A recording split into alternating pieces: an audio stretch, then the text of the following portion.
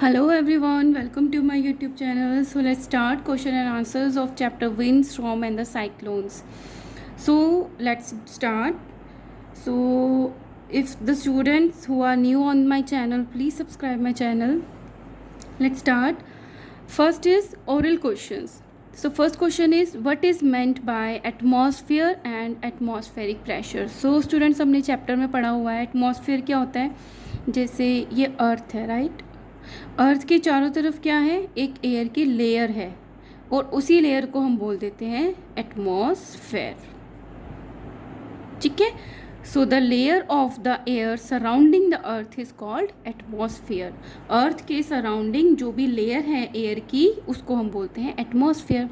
Second is atmospheric pressure. अब atmosphere की वजह से क्या प्रेशर लग रहा है उसको बोल देते हैं atmospheric pressure.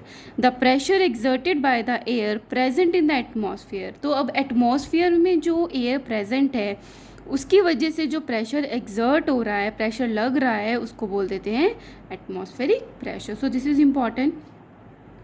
Second question is which of the two is accompanied with a high speed wind, reduce air pressure और इंक्रीज एयर प्रेशर. तो इनका कहने का मतलब है कि जब हाई स्पीड विंड्स चलती हैं, बहुत तेज़ तेज़ हवाएं चलती हैं, तो उसके साथ क्या होता है, एयर का प्रेशर रिड्यूस हो जाता है और इंक्रीज़ हो जाता है. तो हमने क्या पढ़ा था, जब विंड चलती है तो विंड क्या क्या लेके जाती है अपने साथ में, एयर. एयर जब वहाँ से जाएगी तो वहाँ पे क्या होगा, एयर की जो डेंसिटी है वो कम हो जाएगी. एयर की डेंसिटी कम हो जाएगी तो एयर की वजह से जो प्रेशर लगेगा वो कम हो जाएगा. तो क्या आ जाएगा, reduced air pressure. Okay, so answer is reduced air pressure. Third is name any two natural phenomena involving the high speed winds which can create disasters. आपको ऐसे दो ऐसे नेचुरल फिनोमिनाज बताने हैं जो कि हाई स्पीड विंड की वजह से बनते हैं और जिससे क्या क्रिएट होता है, डिज़ास्टर, बहुत नुकसान होता है. So answer is cyclone and tornado. These are the two natural phenomena which cause disasters due to the high speed winds, right? Fourth is what happened to the air in the region when it gets heated up. अब कोई air है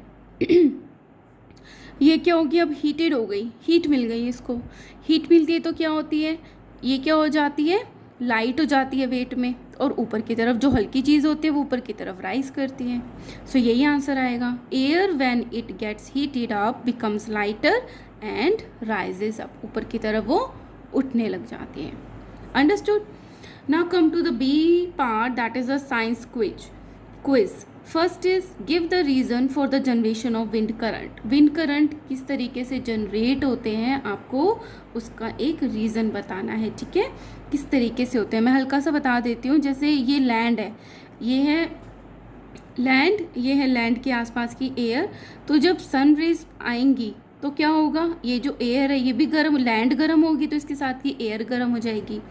air गर्म होगी तो क्या हो जाएगी, ऊपर की तरफ राइज करेगी. ऊपर जाके क्या हो जाएगी, कोल्ड, ठंडी हो जाएगी. जो कोल्ड एयर है यहाँ से ये हॉट एयर गई तो ये जो कोल्ड एयर है ये इसकी जगह लेने आ जाएगी. तो ये क्या क्रिएट हो गया, wind currents. Okay, a wind current is simply the flow of a huge amount of air. इसमें कितना अमाउंट फ्लो होता है, ह्यूज अमाउंट, बहुत ज़्यादा. Usually from a high pressure area to a low pressure area. जहाँ पे high pressure area होता है वहाँ से लो प्रेशर एरिया की तरफ जो विंड है वो ब्लो करती है. There are several reasons which causes air warm and air rises at that place. अब बहुत सारे रीजंस होते हैं कि जो एयर है वो गर्म होगी या की जा रही है या सनरेज की वजह से नेचुरली हो रही है. तो जब वो गर्म हो जाएगी तो ऊपर की तरफ राइज करेगी. The air pressure at that place gets lowered. अब एयर ही वहाँ से चली गई तो एयर प्रेशर कम हो गया उस जगह का. The cold air from the surrounding area rushes in to fill its place. अब जहाँ पे एयर नहीं है तो आसपास की जो ठंडी एयर है वो फटाफट से रश करेगी उसकी जगह लेने के लिए. This sets up convection in the air. इस तरीके से कन्वेक्शन जो है वो डेवलप हो जाएगा and in this way generation of the wind current develop. और इस तरीके से विंड करंट जो है वो डेवलप होता है. All right. Second one is name the winds blowing towards 60 degree north and the 60 degree south latitude. आपको उन विंड्स का नाम बताना है जो कि 60 डिग्री नॉर्थ की तरफ ब्लो करती है और 60 डिग्री साउथ लैटिट्यूड की तरफ, उसको बोलते हैं वेस्टरलाइज। क्या बोलते हैं? Westerlies. Third is in which direction do the trade winds blow. जो ट्रेड विंड्स हैं वो किस डायरेक्शन में ब्लो करती हैं? From topical belts air blow towards the equator are called trade winds. कहाँ से फ्लो किया?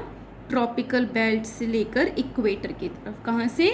Tropical belt to the equator are called trade winds. Now come to the fourth question. Name the factors that contribute to the development of the cyclone. आपको उन factors के नाम बताने हैं जिसकी वजह से जो साइक्लोन है वो बनता है। तो साइक्लोन बनने के लिए किन फैक्टर्स की ज़रूरत होती है, तो इस तरीके से आप समझ सकते हो। सो factors like the wind speed, wind की स्पीड क्या है, विंड डायरेक्शन, उसकी डायरेक्शन क्या है, temperature and the humidity. Wind speed, wind's direction, temperature and the humidity contribute to the development of cyclones. So बहुत easy है. Let's start. Worksheet A है, tick the correct options. आपको correct options को tick करना है। Number 1, high speed winds are accompanied by. अभी तक तो आपको ये रट जाना चाहिए कि जहाँ पे हाई स्पीड्स विंड होती हैं उसमें क्या होता है?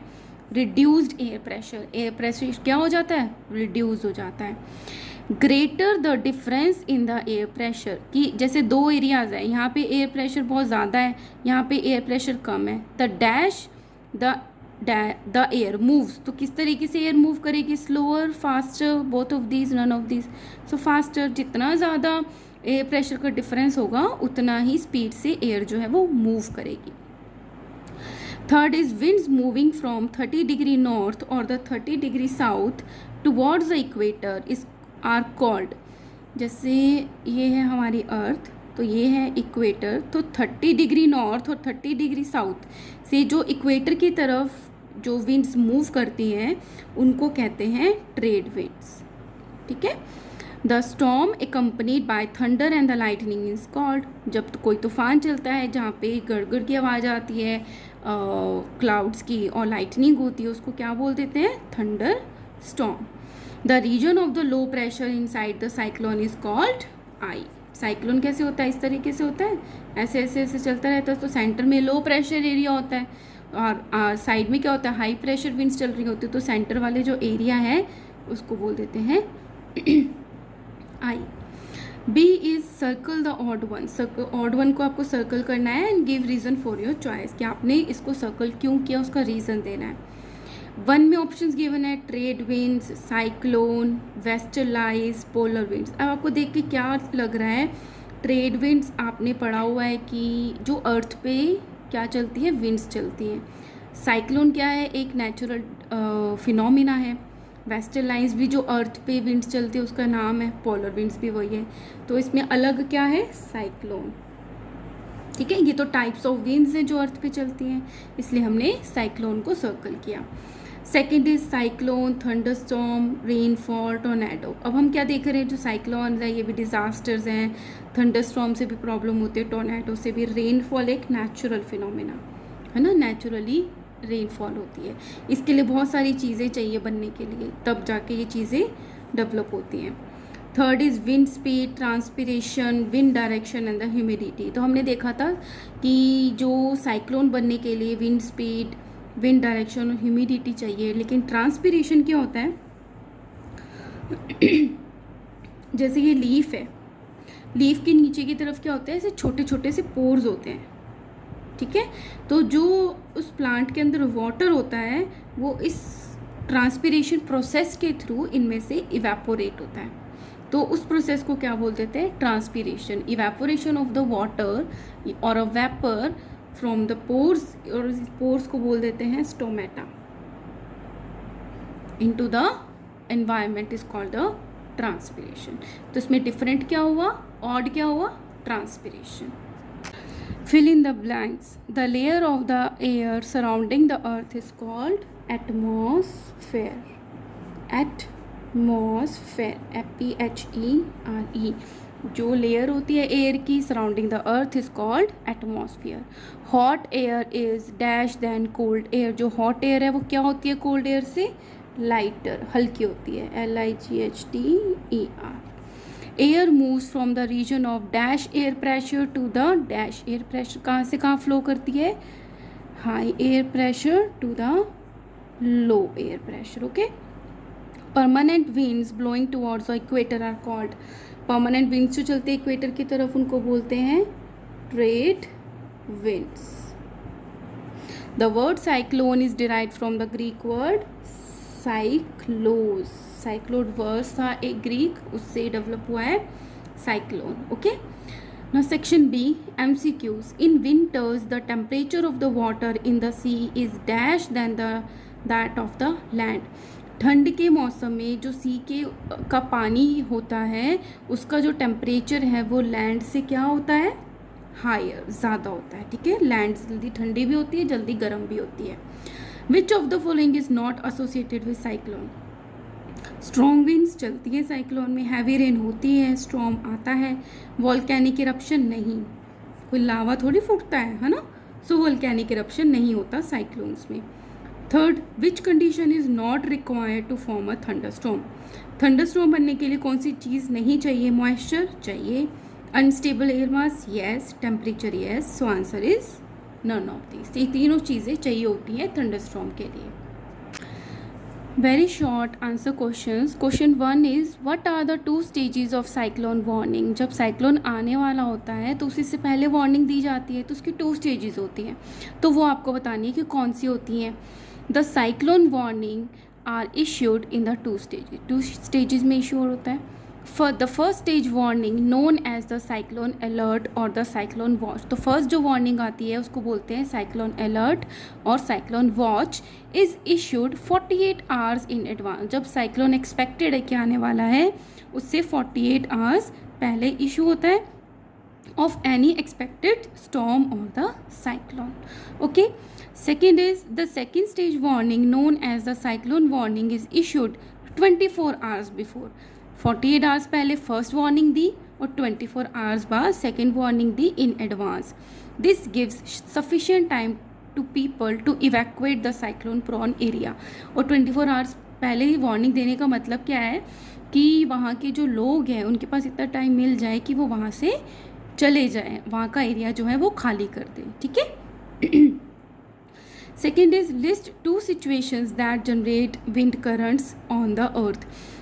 अर्थ पे विंड करंट्स जनरेट होने के लिए क्या 2 सिचुएशंस ज़रूरी हैं. The 2 situations are number 1 unequal heating between the equator and the poles of the earth. जब अर्थ के ये जो अर्थ है ये है इसका इक्वेटर और ये है इनके पोल. जब इक्वेटर और अर्थ का जो हीटिंग है वो अनइक्वल होगी तब जनरेट होती हैं. Second, unequal heating of the land and the water of the oceans. और एक जो धरती है, लैंड एरिया है और जो ओशियन एरिया है उनके बीच का जो टेम्परेचर डिफरेंस है, अनइक्वल हीटिंग है, उसकी वजह से ये क्या होती है, विंड करंट्स चलते हैं. Third is what are the 3 conditions to form a thunderstorm. अभी हमने पढ़ा था क्या चीज़ें चाहिए, 3 चीज़ें. The 3 conditions to form a thunderstorm are moisture and unstable air mass or lifting force. moisture चाहिए एयर में. Second is an unstable air मास. इसका मतलब है कहीं पे एयर प्रेशर ज़्यादा है, कहीं पे एयर प्रेशर कम है. थर्ड, अ लिफ्टिंग फोर्स. लिफ्टिंग फोर्स का क्या मतलब है कि जैसे एयर है उसको हीट मिली टेम्परेचर की वजह से तो वो लाइट हो गई, लाइट होकर क्या हो गई, वहाँ से राइज हो गई. तो राइज हो गया तो वहाँ पे क्या हो गया, वैक्यूम क्रिएट हो गया, प्रेशर एरिया कम हो गया, तो विंड करंट्स चलने लग जाते हैं और ऊपर की तरफ लिफ्टिंग फोर्स लगती है, ऊपर की तरफ जाते हैं. ऊपर जाके और ठंडे होते हैं, जब कंडेंस होते हैं हीट लॉस करते हैं. हीट लॉस करते हैं तो आसपास की जो एयर है वो और ज़्यादा क्या हो जाती है, गर्म हो जाते हैं, तो और ज़्यादा राइज करते हैं. तो क्या हो गया, एक लिफ्टिंग फोर्स भी चाहिए होता है. C. Short answer type 1 questions. Question 1 is why does hot air or warm air rises upwards. ये क्वेश्चन है कि जो हॉट एयर है, हम इतनी बात कर रहे हैं कि वो ऊपर की तरफ क्यों राइज करती है. The hot air is lighter, वो वज़न में हल्की होती है. हैविंग द लोअर डेंसिटी, क्योंकि उसकी डेंसिटी कम हो जाती है. So hot air rises upwards. तो जब आप इसका आंसर लिखोगे, एक तो आपको लाइटर लिखना ज़रूरी है और लोअर डेंसिटी लिखना ज़रूरी है, तभी आपको मार्क्स मिलेंगे. Second is state any 3 observations which tell us that air exert pressure. 3 ऐसे आपको ऑब्जर्वेशंस बतानी है जिससे ये पता चलता है कि जो एयर है वो प्रेशर को एक्सर्ट करती है। Number 1, it is easier to ride a bicycle in the direction of the wind because the wind exerts a pressure on us in the same direction. कैसे पता चलता है कि एक हम बाईसाइकिल को राइड कर रहे हैं और अगर सेम डायरेक्शन में राइड कर रहे हैं जहाँ जिस तरफ विंड चल रही है तो हमारे लिए ईजी हो जाता है। अब ईजी हो जाता है इट मीन्स क्या है, जो एयर है वो सेम डायरेक्शन प्रेशर को एक्सर्ट कर रही है। Second, while rowing a sail boat को चलाते हुए we find it is easier to row the sail boat in the direction of the wind. Again same चीज़ है, अगर जिस डायरेक्शन में विंड चल रही है उसी डायरेक्शन में बोट को सेल करेंगे तो बहुत ईजी हो जाता है। And it is very difficult to row a sail boat against the direction of the wind. अब अपोजिट चल रही है विंड तो हमें बोट चलाना भी मुश्किल लगेगा। Third, when there is a heavy wind blowing so we were not able to balance ourselves। जब बहुत तेज़ हवा चल रही होती है तो हम अपने आप को बैलेंस नहीं रख पाते। इट मीन्स जो एयर है वो हमारे पे क्या क्रिएट कर रही है, एक्सर्ट कर रही है, pressure. So these are the 3 observations.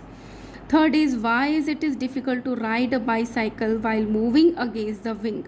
Same चीज़ है कि आपको ये एक्सप्लेन करके बताना है कि ऑपोजिट डायरेक्शन में चलाने पर, जिस डायरेक्शन पे विंड चल रही है उसके ऑपोजिट अगर आप अपनी बाईसाइकिल चलाते हो तो हमारे लिए डिफ़िकल्ट क्यों होता है। As we know that wind exerts pressure. अब हमें ये तो पता चल गया है कि जो विंड है वो प्रेशर को एक्सर्ट करती है। So if we ride a bicycle against the direction of the wind exert a pressure on us, क्योंकि जो विंड है वो प्रेशर एक्सर्ट करती है इन द ऑपोजिट डायरेक्शन, जिस डायरेक्शन में हम जा रहे हैं उसके ऑपोजिट डायरेक्शन में। That is why it is difficult to ride a bicycle in a given situation. Fourth, what is the cause of rain in winters in some part of India. सर्दी के मौसम में जो बारिश होती है उसका क्या रीज़न होता है इंडिया में। The winter monsoon picks up moisture. जो विंटर मानसून होता है वो मॉइस्चर को पिकअप करता है, उठा लेता है मॉइस्चर को, at it blows over the bay of Bengal and brings rainfall to the coastal Tamil Nadu. जो बे ऑफ बंगाल है वहाँ से मॉइस्चर को उठाकर रेनफॉल करता है कोस्टल तमिलनाडु पे, that is called a winter monsoon. ठीक है। Fifth question is what do you mean by the high pressure area and the low pressure area. High pressure area से क्या समझते हो, लो प्रेशर एरिया से क्या समझते हो। A low pressure system has the low pressure at its centre then the areas around it wind blows towards it. Low pressure area system में low pressure वो एरिया होता है जो कि, जैसे यहाँ पर एरिया क्या है, लो है, लो प्रेशर एरिया है इस एरिया में। ठीक है, तो यहाँ पे क्या होगी, जो विंड है वो इसकी तरफ ब्लो करेगी। So the low pressure system has the low pressure at it centre the areas around it. उसके चारों तरफ जो एरिया है उसमें तो हाई प्रेशर है और सेंटर में लोअर है, and wind blows towards it. A high pressure system has a high pressure at the center and the area around it and the wind blows away from it। यहाँ पे अगर high pressure है तो यहाँ से जो wind है वो दूर की तरफ ब्लो करेगी। Sixth is what conclusion do you make when you blow air in the space between the two balloons from your mouth and the balloons come closer to the each other। ये आपने activity बहुत अच्छे से समझी है जब मैंने आपको एक्सप्लेन किया है। तो इसमें क्या होता है, जब 2 बलून्स लटका दिए होते हैं, है ना, उस पर थोड़ा सा वाटर भर दिया होता है, उनके बिटवीन जब आप एयर को ब्लो करते हो, जब हाई स्पीड विंड जाती है तो बीच में एयर प्रेशर कम हो जाता है और साइड में एयर का प्रेशर ज़्यादा है तो क्या आ जाते हैं, वो पास में आ जाते हैं। तो इससे हमें क्या कंक्लूजन मिलता है, conclusion we make is high speed winds are accompanied by the reduced air pressure. Okay, so यहाँ पे मैं वीडियो को क्लोज करती हूँ। इसके आगे के जो क्वेश्चन आंसर्स है वो मैं नेक्स्ट वीडियो में पोस्ट करूँगी। Hope you like it, you understood this. If you like my videos please like, share and subscribe. Thank you.